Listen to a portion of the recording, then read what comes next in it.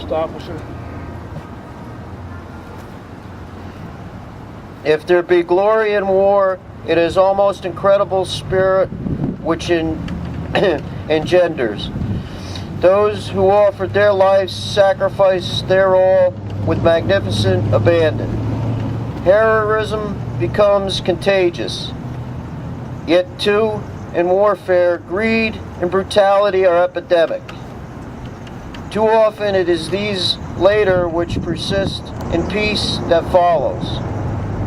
Let us strive to see the same spirit of self-sacrifice is cultivated in peace as has been exhibited in war. It behooves us to rear new standards of success, to inspire youth in peace as youth was inspired in war.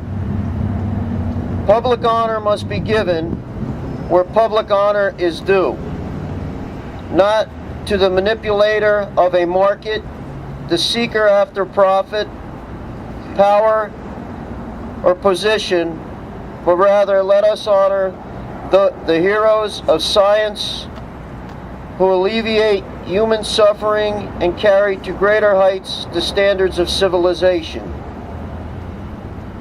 Let us honor those who in public service seek not how much they may secure from the nation, but how much they can give. Let us honor those who devote their lives to that education which will lead our children on to live and laugh and learn and love as we have only dreamed of doing. Let us honor those veterans who carry into ordinary affairs of life a noble idealism and sincere capacity for self-devotion. Let us translate the devotion of war into a devotion of peace. Let us will to live as well as die for our country.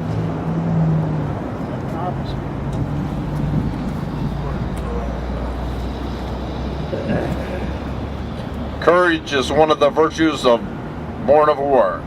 The courage of individuals in the face of danger, and the courage of nations to protect the weak and punish the aggressor. There is bravery to be shown in peace as well. May we recapture the courage which turned the wilderness into cities, that bound men together under government. We can turn slums into comfortable homes, turn uncertainty into certainty. We can reach new heights of civilization and opportunity for the men and women of this nation. If we have the courage to expect and work for a better way of life, there can be romance in this challenge also.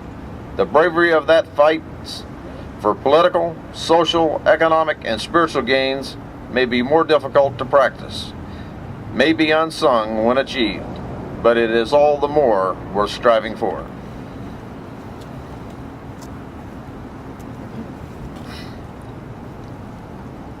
War has taught us a lesson of obedience to command.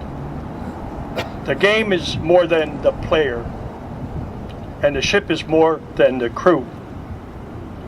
There is a greater discipline we must now pursue if we are to preserve the virtues of obedience in our ever quest for an honorable world peace. That is obedience to laws. We, ourselves, make the voluntary discipline of citizenship. Under our system of government, we may change the laws by majority rule. We may persuade our neighbors to new theories and new courses.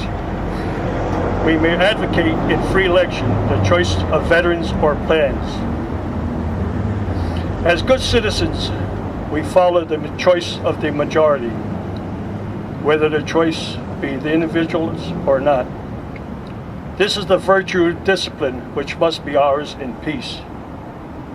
This is the lesson we must learn at home, in school, on a playing field, in organizations, in the community and nation.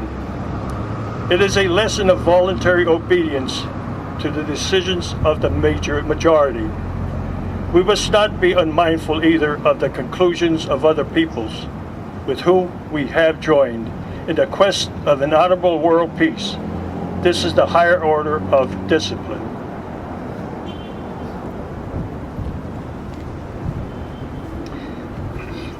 In time of peace, we can use the ennobling virtues of war, put behind us its ugliness and suffering.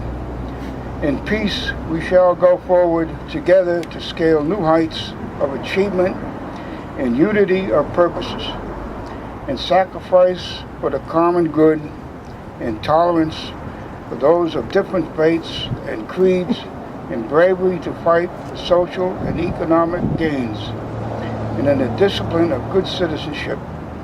We shall move forward in the sight of God as a strong nation in a peaceful world. Thank you. Company, attention, hut, firing squad. Put arms. Half left, half right, go.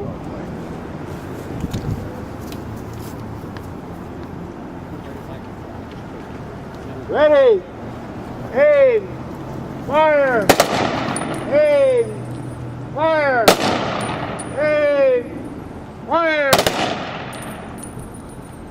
Right taps, please. Present arms. And cut. Present arms. Straight up.